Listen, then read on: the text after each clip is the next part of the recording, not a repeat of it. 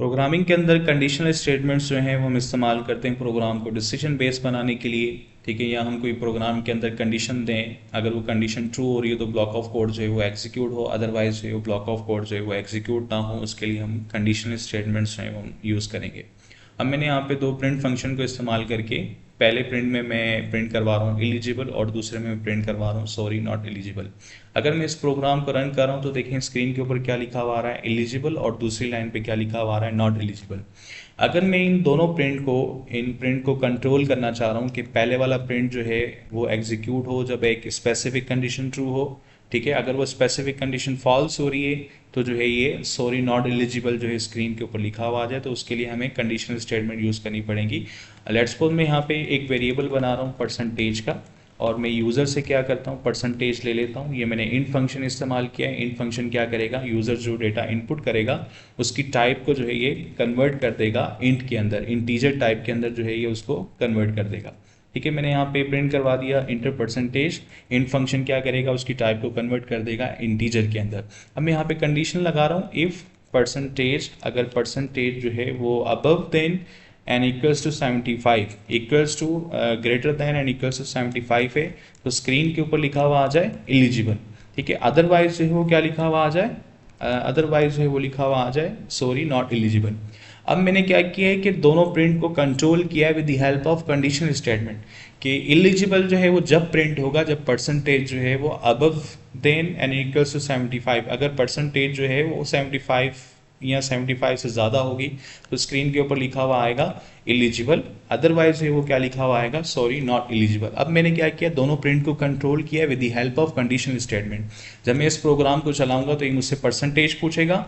Let's suppose मैं यहाँ पे परसेंटेज जो है वो 95 इंटर कर रहा हूँ तो देखें स्क्रीन के ऊपर सिर्फ क्या लिखा हुआ आ रहा है एलिजिबल लिखा हुआ आ रहा है। डैट मीन्स कि ये कंडीशन ट्रू हुई है, उसके बाद जो है ये प्रिंट जो है वो एग्जीक्यूट हुआ है, ये वाला एलिजिबल स्क्रीन के ऊपर लिखा हुआ आ रहा है। अदरवाइज जो है अगर ये कंडीशन यहाँ पे फॉल्स हो जाएगी तो क्या लिखा हुआ आएगा, यहाँ पे सॉरी नॉट एलिजिबल लिखा हुआ आएगा। ठीक है, इसको मैं डिबग करके आपको दिखाता हूँ कि यहाँ पे पहले मैंने एक वेरिएबल बनाया, वेरिएबल में जो है यूज़र से परसेंटेज जो है वो मैं ले रहा हूँ। ठीक है, इनपुट फंक्शन इस्तेमाल किया है, स्क्रीन के ऊपर लिखा हुआ आएगा कि इंटर परसेंटेज के आप परसेंटेज इंटर करें।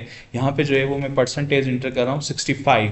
ठीक है, मैंने 65 जो है परसेंटेज इंटर की, ये स्ट्रिंग टाइप में है। ठीक है, इंट फंक्शन क्या करेगा, उसको कन्वर्ट कर देगा इंटीजर के अंदर। उसके बाद जो है यहाँ पे यहाँ पे कंडीशन लगाई है मैंने percentage greater than and equals to 75। That means कि अगर ये परसेंटेज जो है 75 या 75 से ज़्यादा होगी तो स्क्रीन के ऊपर लिखा हुआ आएगा एलिजिबल, अदरवाइज जो क्या लिखा हुआ आएगा सॉरी नॉट एलिजिबल। अब ये कंडीशन यहाँ पे क्या हो रही है, फॉल्स हो रही है।